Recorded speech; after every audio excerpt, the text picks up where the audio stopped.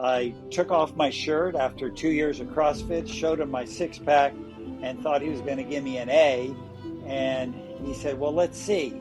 And he intentionally does not put up the MRI until he's sitting there with you, because the reaction is what he wants, and he doesn't want to react early. So he said, I'll give you a D minus. You are a classic tofu, thin on the outside, fat on the inside. I'll give you a D minus. I was shocked. And when I left there, after hearing the protocol, I left the old Cameron in the office, and I became the new Cameron, pursuing everything that I thought I needed to do to embrace his protocol. Give me a brief introduction. Hi, my name's Cameron Hitchcock. I'm a 66-year-old retired airline pilot with American Airlines for 36 years, flew all over the world in 777s, 767, 757, and then flew with my son, who got hired for 3 years in the Airbus to finish my career, now flying private jets. Have three beautiful boys who I've taught to fly, and two are following in my footsteps, and three grandchildren. What inspired me to reach out to Dr. Sean was his Instagram talking about the importance of the deleterious effect of visceral fat. And I was fascinated with that as a KPI, as he calls it, a key performance indicator, which is very similar to business. It affects everything. And I was just dying to know, as a health pursuer my whole life, dying to know how much I had, and I had to find out. So I went ahead, spent the money, flew to Minneapolis, and got the scan done and a consult in September of 2022. I think the character and nature of the person who would be successful in pursuing the protocols would be somebody willing to make tough choices. And I have now adopted a saying, which I have spread among all the participants, that, quote, you have to be tough to be healthy. Let's go back to the fact that you lifted your shirt, you showed Dr. Sean your abs, and here you were, fit and a very driven individual. You're one of the highest rated pilots in your industry. What did Dr. Sean, you'd mentioned, said something to you that kind of laid some understanding of how this could be, like incrementally over time, like how you could acquire this visceral fat? What did he say? He said, this has been decades of your 2 to 3 beer a night routine with unhealthy foods that has driven this visceral fat. And we're going to recover you, he says. So we just gotta get hard after it. And he really tries to convey the importance of leading a disciplined life with the sacrifices that are necessary to become healthy. But those sacrifices are essential to have the healthy life, to watch your grandkids grow up and fall in love and get married, and you want to be a part of that. And once you embrace that your body is the most important physical asset you will ever take care of, more important than a boat, a car, your house, or anything, because it affects everything. Say more about your experience of being a client, walking these strategies out hand in hand with other clients, and more about what it really means to be tough. When we want to hesitate from doing the hard thing, I just repeat in my mind, you have to be tough to be healthy. The biggest example of that is first thing in the morning, I've bought one of these polar cold plunges that's always clean, always 45 degrees, and ready to go in 24 hours a day. And I open the cover of that thing and I look at it, and it's not even sunrise yet. And I say, Cameron, you got to be tough to be healthy. And I go in, and I think that's important with everything. You look at food that might be tempting. You got to be tough to be healthy. You look at fasting. Oh, well, that's hard and it's difficult. Well, you got to be tough to be healthy. So it applies to all five of the hormetics which I employ, which is the fasting I mentioned, the cold plunge, the sauna. Is it fun to go into 180 degrees for 20 minutes? No, but neither is long-term disease and joint replacement and walking with a walker and drooling and all the things you see in nursing homes. And then I do the blood donation, which is a mild hormetic, and exercise, intense exercise. So all of those things combined um, create this adaptive response in the body that you put under pressure and then it comes out. Now you get discouraged sometimes from wanting to pursue those tough things. And one of the most helpful aspects of being a part of Sean O'Mara's team is the development of this WhatsApp group. And he puts you in this group and you post little videos of yourself sprinting at a hotel on a layover, in my case as a pilot. I'll set up the video camera in the parking lot and I'll go at it. And we have another client who goes into the beach in Ocean City, New Jersey, and it's 42 degrees outside and the water is ice cold. And he goes, "You got to be tough." He sets his phone in the sand and goes right in the ocean. Apart from the reduction in visceral fat you've seen on your next MRI, tell us about some of the actual changes you've observed in your health. Well, I'm delighted in the reduction of 45% observed in my 7 month visceral fat MRI, which I got with a Ferrari of an MRI machine, only available uh, level one trauma centers. And it showed the gelatinous visceral fat, but the benefits that I've seen and have enjoyed are I have better vasculature. I used to have big problems with cankles where I'd eat a certain way or exercise a certain way. And despite my efforts, I would get these enlarged calves and ankles. And I have not had any of those since then. Snoring has reduced 70 per 80% at least, which has delighted my wife. Joint pain. I had a autoimmune condition called polymyalgia rheumatica. I have no more symptoms with that, and my inflammation has gone down significantly, which has um, um, helped with that condition because those are tied together. The autoimmune thing with the inflammation and the weekly fasting has been, I'm sure, a big help with getting rid of old senescent cells, which we do well when we're young. And as we get older, those dysfunctional cells lay around. And through the process of longer term fasting, you get rid of that in a process called autophagy.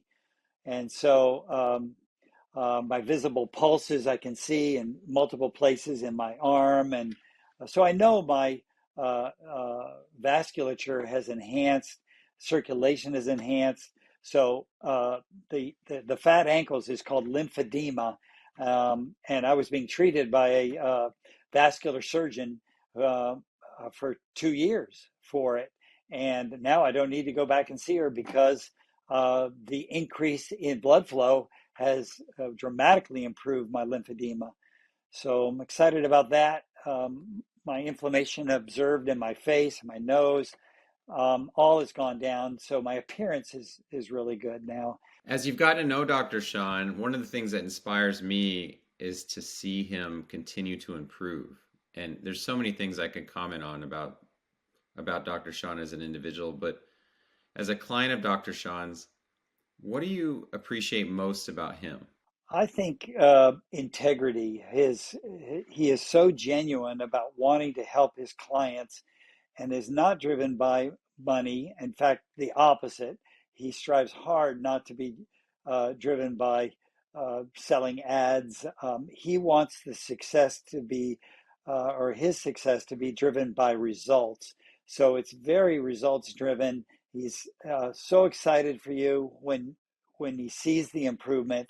And so Dr. Sean stands alone in my mind as somebody who is got the highest character and is really just after the improvement in the health optimization of his clients. What would you tell someone who who may be standing where you were, They're what Dr. Sean would call a TOFI. They might be thin on the outside, fat on the inside. They're a driven individual. They value their health, but they're hesitant to really go. They're skeptical. What would you say to encourage them to take the plunge? I would say that it's until you recognize that your body is the most important physical asset you'll ever take care of, you're not going to be interested in optimizing your health. And I think that Dr. Sean is uniquely positioned to optimize health because he studies it, he's had success, and he cares deeply about outcome.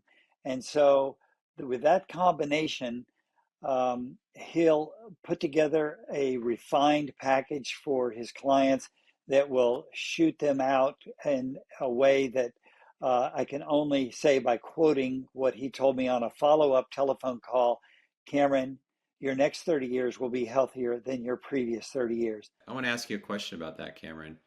To me, one of the most inspiring things is that there's so much road ahead to get further optimized as we age.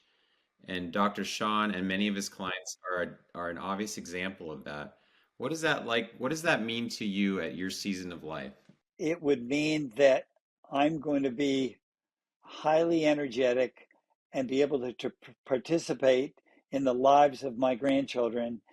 And that means a lot to me to be the grandfather who is able to physically do things. And prior to seeing Dr. Sean, I followed closely and still do Dr. Peter Attia, who speaks about the centenarian Olympics. And when I first joined CrossFit, I spread that around and everybody got excited about it. And what that is those activities that you want to be able to do at 100 years old and then backcast. What does that look like at 90, at 80, at 70? To be able to do those things at 100, you're going to have to get after it right now and get after it hard. Your balance, your strength, your all those facets that go into getting up off the floor with a single point of support, getting out of the pool without a ladder, putting a 35-pound bag in the overhead bin of an airplane, lifting a 35-pound grandchild up over your head, going up the set of stairs with the 2 bags of groceries. All of those things are possible at 100 years old, but only if we backcast and look at what does it look like at my age at 66 years old. Okay, Cameron, last question, and this will be interesting to the viewer who's never done this. We wrapped up this interview, but you just mentioned off the cuff that you did this whole interview 88 hours into a 96-hour fast. And I just love that for the viewer because I remember, 5 years ago when I did a 36-hour fast, I thought that was like going to the planet Mars. It was so new to me. So tell us about your Yeah. energy. Tell us about your energy and how you feel. You're 88 hours in and what it's been like to do these longer fasts. Well, I keep track of it on this Zero app, and there's the count. That's the timer, almost 89 hours, and the goal is almost met. I'll eat again at like 4 o'clock this afternoon. And I woke up this morning and I said, this is the optimal time to do a max exertion because there's only one source of glucose, and that's uh, my fat stores.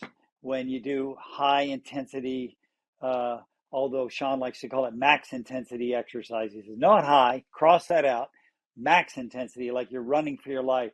So I started with a cold plunge for 2 minutes at 45 degrees in my cold plunge, and then dried off, put my shorts on, and took off out the door. And then came back in and went in a sauna at 180 degrees for 20 minutes, another cold shower. And then here I am doing the interview and Look at feel great. And I do weekly fasts of that sort. And I never would have thought I could have done that. I don't want to put anybody at risk if I'm not feeling at 100%.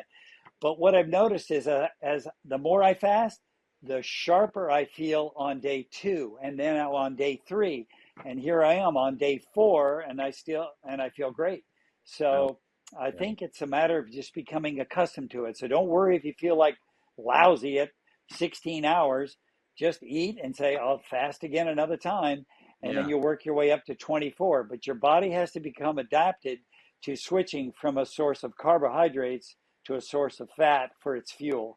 So until you become what's called metabolically flexible, you're going to feel lousy. One thing that helps a lot is when you feel growling or hunger, you have to know that the hormone ghrelin is being kicked out. When ghrelin kicks out, it's going after fat.